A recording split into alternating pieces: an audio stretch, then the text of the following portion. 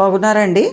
దమ్ బిర్యానీకి 3/4 KG chicken తీసుకుని salt వేసుకోవాలండి. ఉప్పు మసాలా వేసుకుని పెరుగు పసుపు కారం వేసుకుని మ్యాగ్నేట్ చేసుకుని ఒక గంట సేపు పక్కన పెట్టుకోవాలండి. మసాలా అంతా వేసేసుకుని బాగా ఎంత అంటే అంత చికెన్ బాగుంటుంది.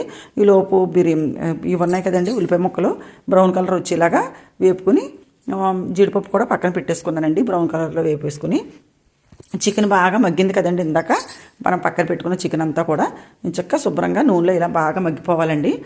ఈలోపు బిర్యానీ సామాన్లు అన్నీ వేసేసుకుని మనం 100% అనుకోండి 75% ఉడికేలాగా బియ్యం వాచ్ చేసుకుంటామేనండి. కనవది మనం దమ్మంటే రైస్లో ఉడుకుతుందండి. ఇప్పుడు శుభ్రంగా ఉడికిపోయింది కదా, చికెన్ ఆయిల్లో మగ్గిపోయింది కదండి.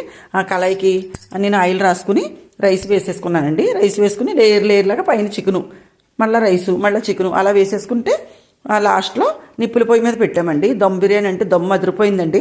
చాలా చాలా సూపర్గా ఉంది.